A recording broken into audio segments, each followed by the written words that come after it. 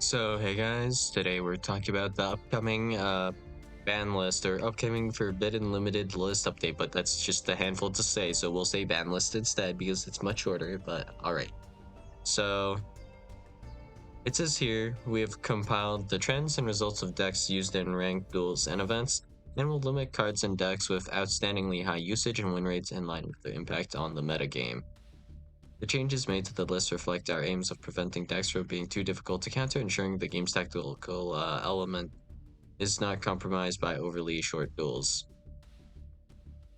And I mean, this last part, I don't really understand because I believe a certain part of well, Master Duel is kind of just or Yu-Gi-Oh in general is just to kind of have shorter duels. Like I feel like that was part of the modern like design for a while. If you consider the fact that they banned Shifter, though, it kind of makes sense because the activate Shifter, it's essentially an instant scoop, or you have the rare counter to the Shifter being like a called by or something, and then maybe the guy who activates Shifter instantly scoops because they don't really have much else aside from the Shifter or something like that, right? Uh, the Shifter ban with that context makes like a little bit more sense. If we consider like the whole metagame, I don't think it fully makes sense to like put Shifter to 1. I think Shifter at 2 was fairly okay if you want shake up, I guess, the metagame. I think Shifter to 1 is also okay, but yeah, all right. So here we're going to unlimit a bunch of cards, and we're going to also limit Sangan summoning and Chundra.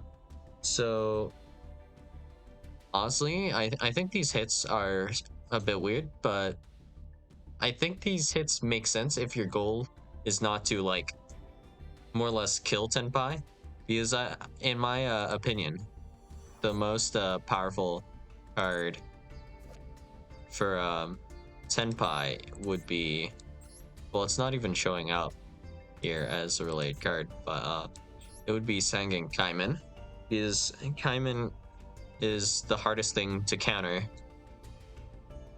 Like in the context of like just if you're against the Tenpai engine itself and nothing else, we can pop Sangan summoning. We can hit it with like a lot of different kinds of removal. Like we can IPSP, we can do whatever. For Yubel, you could pop Sangan summoning before it even activates. If we use the Unchained back row, I think that one was Escape of the Unchained. Not 100% sure, but you can pop it, summon back your Unchained Soul of Rage, and then you can make SP or something. So yeah, not that hard to out, I guess, right? A second summoning, you can't hit it with the removal. It's like a quick effect. E-Telly summons a guy that does something on, I guess, on summon, and potentially a guy that just has a quick effect that does something, unlike actual E-Telly. So, like, if we were to special summon Xiamen, it does literally nothing. So if you hit it with a quick effect, it immediately it can be just removed from the board without doing essentially anything. But if you do not interrupt that, we can go +2. I think we draw twice, and we have like the bounces and whatnot. That's essentially what Punk does, I guess, by itself. But yeah, Punk could do a lot of crazy things, except if you have like any piece of interruption. Interruption doesn't fully matter unless you can interrupt Kaiman, and the only generic that you'll be able to easily access to interrupt Kaiman, I think, is just the Ash Blossom Joe Spring. So pretty miserable stuff all around.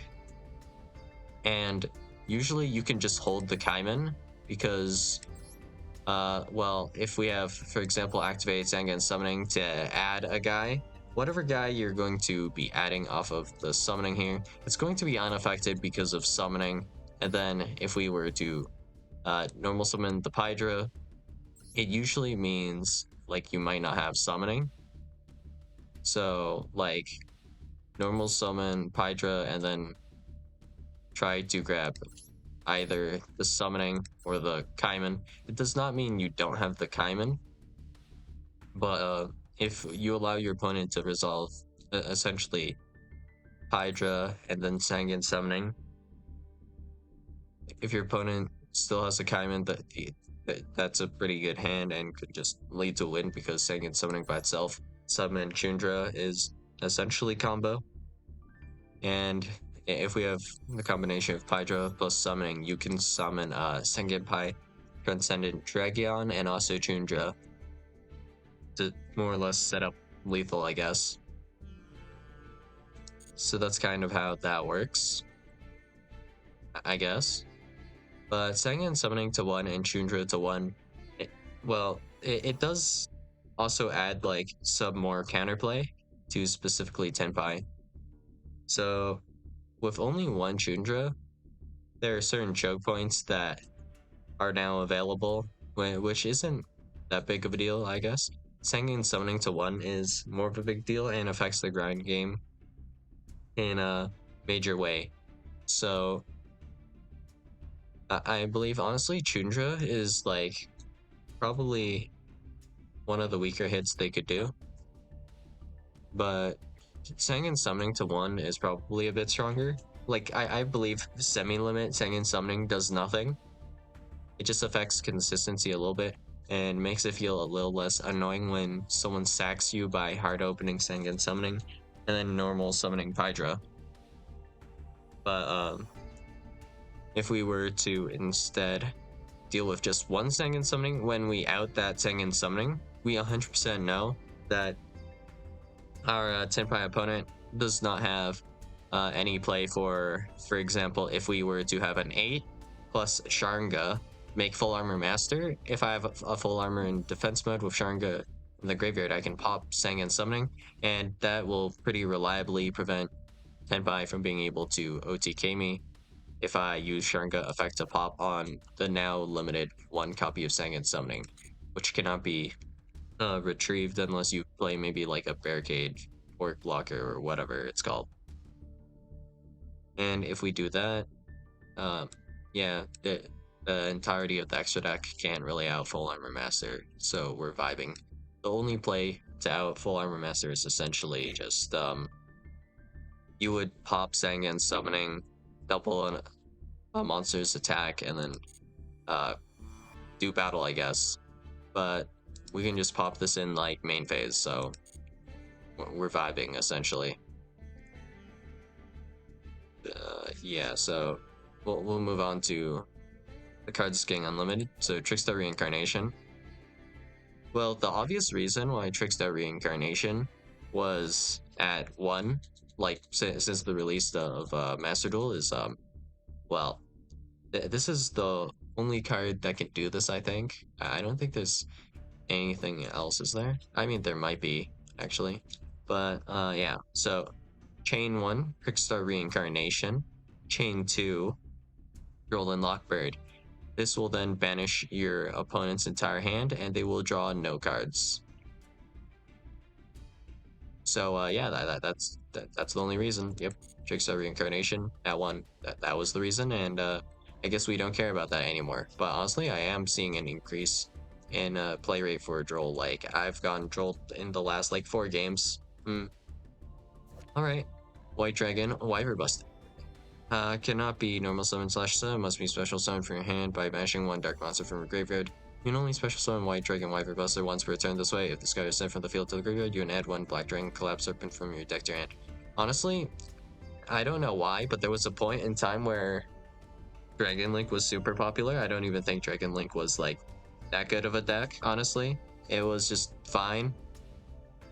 But they really axed the Dragon Link, so they put Wyver Burster to 1, and then they like maybe banned it. I don't remember, something like that.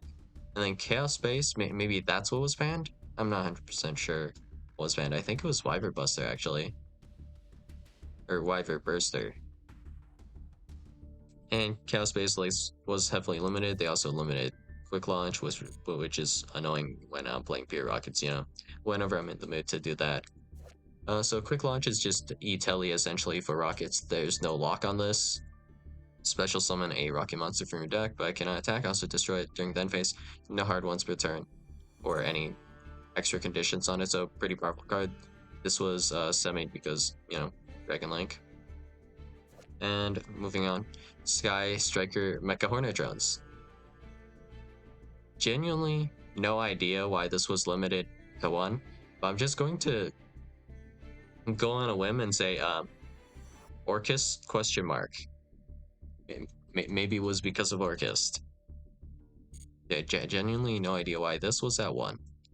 When like Engage, I believe, was like at 1 or 2 at some point, and now it's at 3. And I mean, it's a significantly better card than Hornet Drones. In fact, I'm not sure anyone would really want to play Hornet Drones at 3 anyways. But okay, I guess. Herald of Orange Light. This card is probably the one that deserved to be at 1 the most out of all of these cards, honestly. And the reasoning behind this is pretty simple. So all of the Ishizu cards, they synergize with Herald of Orange Light too much.